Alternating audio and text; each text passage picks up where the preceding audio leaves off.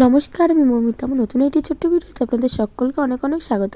আগের দিন তো দেখিয়েছিলাম শান্তিপুরে এসেছিলাম, আর আজকে হচ্ছে নবদ্বীপ যাওয়ার পালা। দেখো, আমি তো এসে টোটোতে বসে পড়েছিলাম, আর এরা এখন আস্তে আস্তে আসছিল।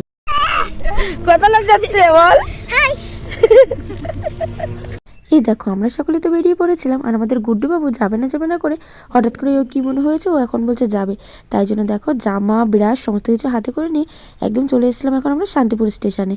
আর এখানে এসেই একদম মুখটা ধুয়ে দেখো একদম চিরুনি নিয়ে মাথা আসাতে বসে পড়েছে, আর জামা টামাও সমস্ত কিছু ও কিন্তু ট্রেনের মধ্যে এসেই পড়েছিল।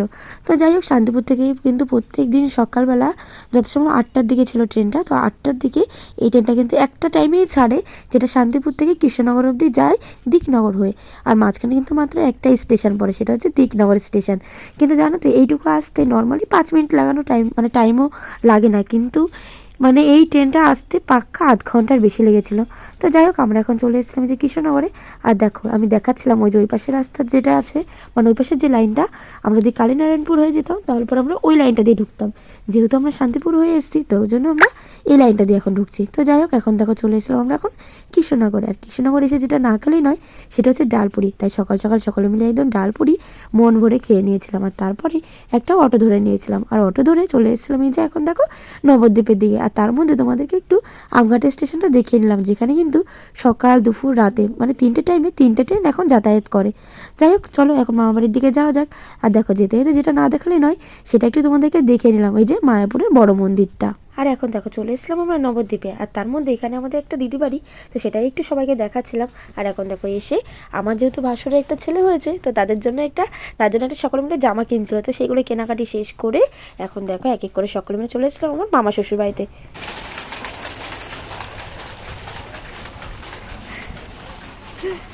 হাই পিকলু, নমস্কার নমস্কার নমস্কার। ভালো আছো মামা? আর ছেলের মাকে একটু দেখি, ছেলের মা তো খাচ্ছে তো সে। হ্যাঁ, এটা সিদ্ধ ইম্পর্টেন্ট দিদি, সিদ্ধ।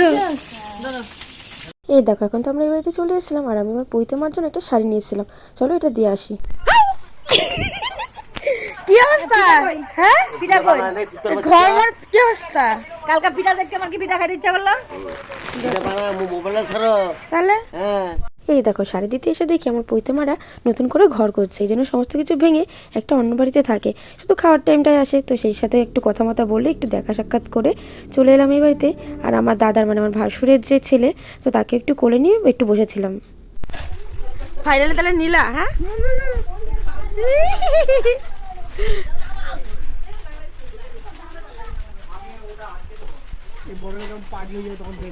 তাই?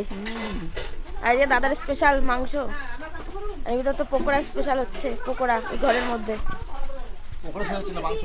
হ্যাঁ দাদাজি, পকোড়া শেষ করতে পারছে না ওরা করে, এই যে তার মধ্যে মাংস রান্না হয়ে যাচ্ছে। এই দেখো, দুপুরবেলায় আমরা কাতলা মাছ আর তার সাথে মাংস দিয়ে খাওয়া দাওয়া করে এখন কিন্তু আমরা সকলে মিলে চলে যাচ্ছিলাম মায়াপুরের উদ্দেশ্যে। এটা স্টেশন? বাহ,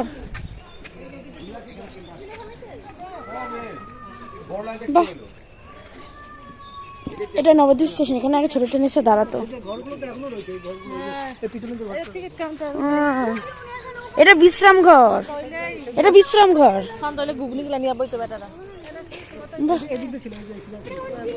এখান দিয়ে এখান দিয়ে এখানে ছিল ট্রেন। বাহ, পুরো শেষ পুরো ট্রেনের লাইন ছিল।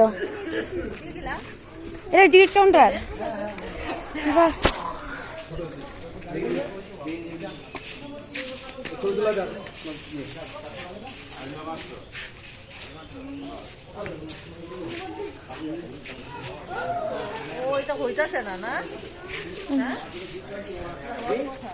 হবে হবে, ঠিক হবে। চলো, এই যে এখান থেকে কিন্তু আমরা অটো ধরি, ঠিক এর পেছনেই কিন্তু স্টেশন, নবদ্বীপের স্টেশন। এখান থেকে আমরা যে অটো ধরি, আগে তো কোনো দেখিনি, আজকে প্রথম দেখলাম। ছোট ট্রেন আগে কোথায় এসে দাঁড়াতো সেটা। আমরা এখন চলে এসেছি যে ঘাটে। আগে এই ওইখানটা অত পুরো জল ছিল আগে, সেই বর্ষাকালে। আর এখন দেখো শীতকালে জল কোথায়, জলই নেই, জল কোথায় চলে গেছে। চলো যাই এখন আমরা মায়াপুরে, ওই যে মায়াপুর ঘাট। আর আগে এই জায়গাটায় বলো সেই ইয়ে ছিল না, নেমেছিলাম কত দূর অব্দি সেই জল ছিল বাপরে।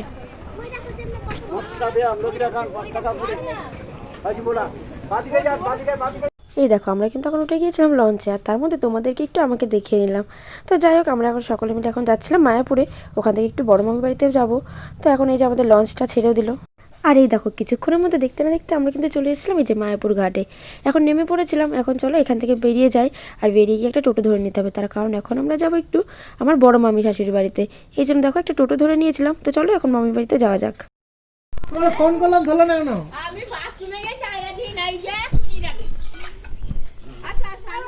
আর মানে টোটো ভাড়া দাঁড় করে গেছে যে ওনার।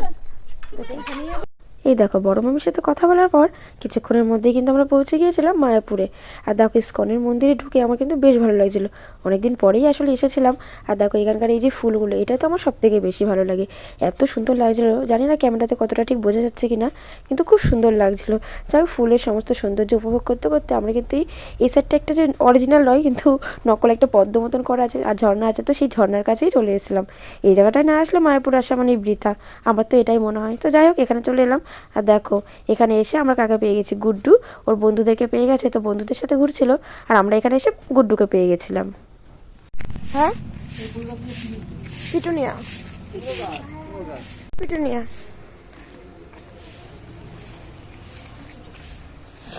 আমার একটা ঘর হলে এরকম ভাবে লাগাবো, এরকম একটা আমার খুব ইচ্ছে, এরকম বড় একটা রাধাকৃষ্ণের মূর্তি লাগাবো একসাথে অষ্টসখী দিয়ে, আর একটা নৃসিংহ দেব। কি দারুণ লাগছে, মনে হচ্ছে পুরো ফুলের রাজ্যে চলে এসেছি, চারিদিকে খালি ফুল আর ফুল, সত্যি সেরা, হেবি সুন্দর লাগছে। দেখো ব্রোকলি গাছ, এটা হচ্ছে পার্পল কালার, এটা সবুজ কালার ব্রোকলি, ওয়াও জাস্ট দারুণ দারুণ দারুণ। আর ওইখানে নিচে ওলকপি গাছ, ওই দেখি দেখি দেখি সেই এই যে তারা গাঁদার কালারিংগুলো এখানে লাগিয়েছে, দেখো পুরো ভর্তি তারা গাঁদার, এটা ফুলকপি ওলকপি সব সবজি, এখানে লাল শাক। দেখো গাইস এখানে লেখা আছে 15 বছরের ঊর্ধ্বে কেউ উঠবেন না। দেখো ও দাঁড়াও,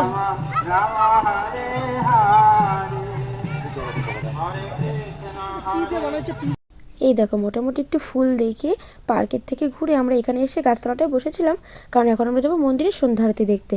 আর তার মধ্যে দেখি এখানে ভোগের প্রসাদ দিচ্ছিল, তো এইগুলোকে আমরা এখানে সকলে মিলে একটু নিয়ে নিচ্ছিলাম প্রসাদটাকে। তো চলো এখন প্রসাদ নেওয়া হয়ে গেছে। আর জানো তো তারপরে আমরা না মন্দিরে ঢুকেছিলাম, কিন্তু মন্দিরে যেহেতু জুতো ফোন এগুলো অ্যালাউ করে না, তো এই জন্য কী করবো, সমস্তটা তো বাইরেই রেখে যেতে হয়েছিলো, এই জন্য তোমাদের আর দেখাতে পারিনি। আর এখন দেখো ঘুরতে ঘুরতে হাঁটতে হাঁটতে চলেছিলাম আমরা আবার বড় মামির কাছে। কি নাতি দেখতে তো না মাকে মনে ঘুরতেছি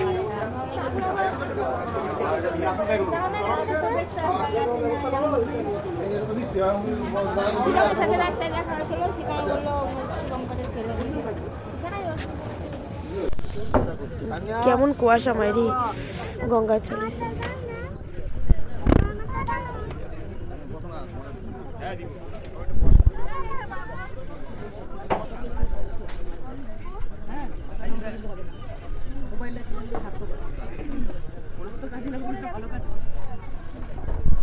এই দেখো সেদিনকে আর বাড়ি ফিরে কিন্তু আমার আর ভিডিও করা হয়ে ওঠেনি।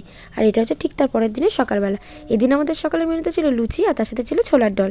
তো এতক্ষণ ধরে আমি এই যে লুচি ভেজে সকলকে খাবার দিয়ে দিয়েছিলাম, আর এখন ছিল আমার পালা, তো এই জন্য আমার শাশুড়ি মা ভেজে আমাকে দিয়ে দিয়েছিল। আর এখন দেখো তার মধ্যে চলে এসেছিলো যে চিকেন পকোড়া, আর আমি এটা খেয়ে নিচ্ছিলাম। আর আমার বর চলে এসে এই যে খাসির মাংস নিয়ে।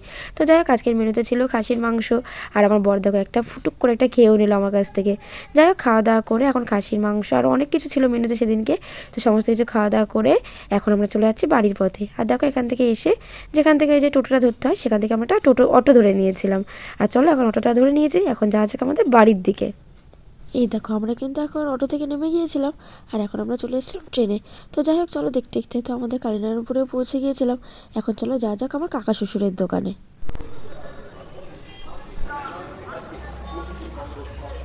রুমালগুলো কত করে? আর তারে কি ব্যাংকগুলো দেখা দিয়ে দিল। তাহলে আর কি? চলো, হ্যাঁ একদিন কাকা এসে 2 দিন আমি বলছি যে এরকম এই ব্যাগটা কত করে কাকু? বলছে কোন ব্যাগ দেখেন, কোন ব্যাগ দেখো, কোন ব্যাগ নিবা?